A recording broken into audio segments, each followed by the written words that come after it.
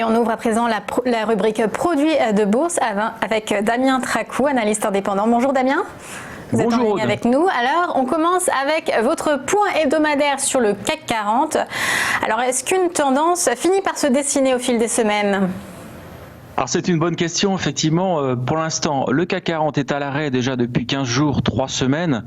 Vous constatez qu'on consolide à plat, sans réelle intensité, malgré toujours des événements fondamentaux qui sont relativement anxiogènes. J'en ai relevé 3. Le premier, naturellement, c'est la reprise de la résurgence de l'épidémie au niveau mondial. Le second élément qui aurait pu stresser les marchés, c'est une faillite retentissante sur le DAX. Eh bien, l'indice allemand n'a même pas sourcillé. Et puis enfin, on commence à poindre des plans sociaux assez massifs. Vous avez constaté sur Airbus ou même sur Sanofi qui ont compensé à l'abri quand même des effets de la pandémie. Donc le marché aurait pu corriger par rapport à ces éléments assez anxiogènes. Bien, ce n'est pas le cas. Pour l'instant, on consolide à plat. Alors, pour une raison extrêmement simple, tout simplement, ce sont les injections de liquidités des banques centrales qui maintiennent les indices sur des niveaux extrêmement hauts.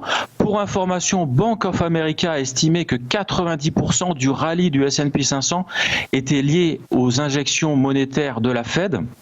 Alors, est-ce que cette situation peut perdurer? Est-ce qu'on peut rester déconnecté des fondamentaux extrêmement longtemps? Eh bien, c'est possible parce que les moyens de la Fed sont illimités.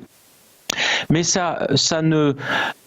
pour l'instant, on peut quand même constater que les marchés plafonnent et nous pourrions avoir un épuisement du courant acheteur sous la résistance à 5040 sur le CAC. C'est une éventualité sans conviction forte. Mais ce positionnement sous les résistances nous amène à penser que nous pourrions malgré tout consolider. La deuxième raison pour laquelle on pourrait assister à un rééquilibrage des prix vers les fondamentaux, c'est la configuration du Nasdaq 100 que je vous ai mis dans le médaillon.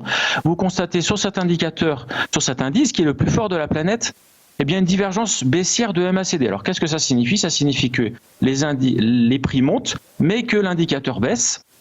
Cela implique que la hausse ralentit et c'est souvent le prélude à une consolidation de marché assez longue, dans le meilleur des cas.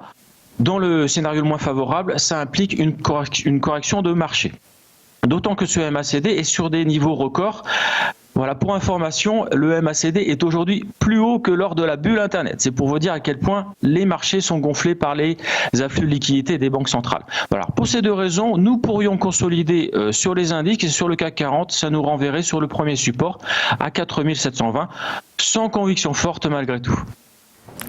Et la valeur dont vous voulez nous parler ce matin, c'est Société Générale. Le secteur bancaire dans son ensemble souffre des taux bas et des perspectives incertaines. Le titre Société Générale n'échappe pas à la règle. Oui, tout à fait. Le secteur bancaire est le plus faible en Europe déjà depuis plusieurs mois. Il est au plus bas historique et Société Générale n'échappe pas à la règle. En bas du graphique, je vous ai mentionné la force relative qui est la division des cours de Société Générale par le CAC 40 et cet indicateur est au plus bas depuis 1992. C'est pour vous dire à quel point la valeur sous-performe et est délaissée des investisseurs. Alors sur les prix, on observe une compression en forme de fanion. Alors si les marchés consolide, eh bien, il est probable que la valeur va accentuer ce repli des indices.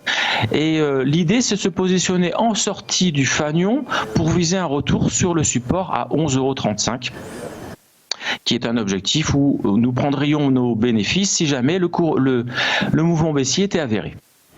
Et donc, quel est le scénario que vous privilégiez? Donc, un scénario baissier, mais quel produit de bourse est adapté à ce scénario? Alors si la baisse l'emporte sur les marchés, eh bien, je vous propose de sélectionner le put 8421T avec une échéance au 15 décembre 2020 pour un prix d'exercice à 11,66 €. C'est la hausse qui l'emporte. Eh bien, je vous propose le call I191T avec une échéance au 15 décembre 2020 pour un prix d'exercice à 17 €. Merci beaucoup Damien Tracou, c'était la rubrique produits de bourse.